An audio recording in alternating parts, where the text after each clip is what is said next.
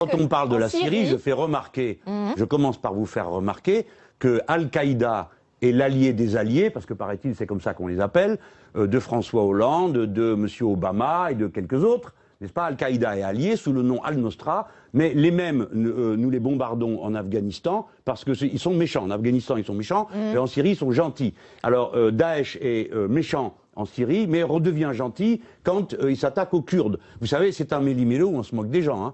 Que se passe-t-il là-bas? Toutes les grandes puissances ont les doigts dedans. Et les principaux financeurs de la région, c'est-à-dire Qatar, Arabie Saoudite, Turquie, qui sont les grandes puissances du coin, la grande puissance, et Iran.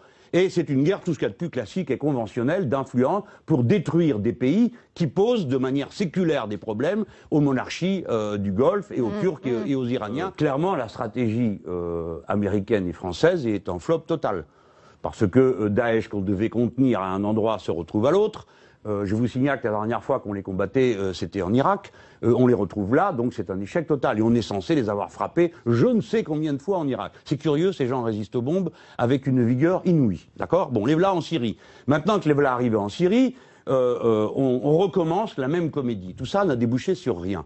Les Russes sont arrivés, et que voit-on? À peine arrivent-ils, se donnant pour objectif de frapper Daesh, y parvenant avec un certain succès, qu'ils se font reprocher de bombarder les opposants et la population civile. Les opposants. C'est notamment ce que dit aujourd'hui une ONG, hein, qui sur le nombre si c'est de une personnes... ONG, doit-on la croire pour autant?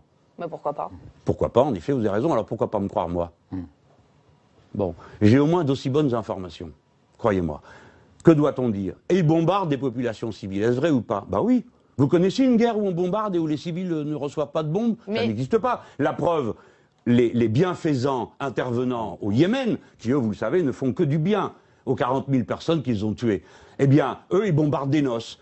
Quand on est en Afghanistan, on bombarde des hôpitaux. Mais là, non, comme c'est les gentils, on n'en parle pas. On va parler de ceux qui éventuellement... Selon l'ONG que vous contestez, la Russie bombarderait surtout des rebelles. Ceux-là même qu'on célébrait, hein, quand il y a 4 ans, ils se sont levés contre Bachar el-Assad. Moi, je ne les ai jamais célébrés.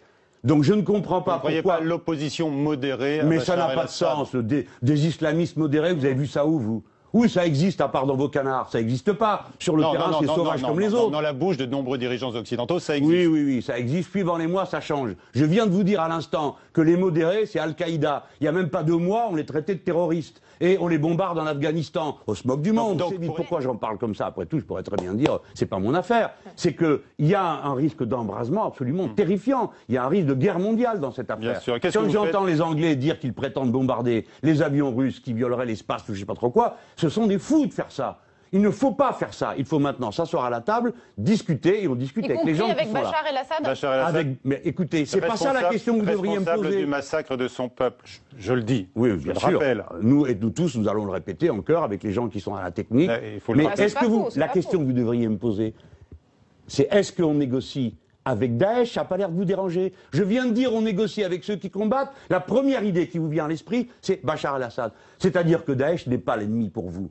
Pour vous tous, l'ennemi essentiel, vous ne savez même plus pourquoi, c'est Bachar el-Assad, et vous pensez que l'objectif prioritaire, c'est de le faire tomber à n'importe quel prix. On n'a pas dit ça. Eh bien moi, je ne suis pas d'accord pour qu'il tombe à n'importe quel prix. Je suis pour qu'il s'en aille et pour qu'il ait un gouvernement d'union nationale. Mais il s'en ira quand les circonstances seront réunies pour que ce soit un accord honnête. Sinon, vous aurez la Libye bis. C'est ça que vous voulez? D'accord, on a compris. Heureusement, vous avez compris.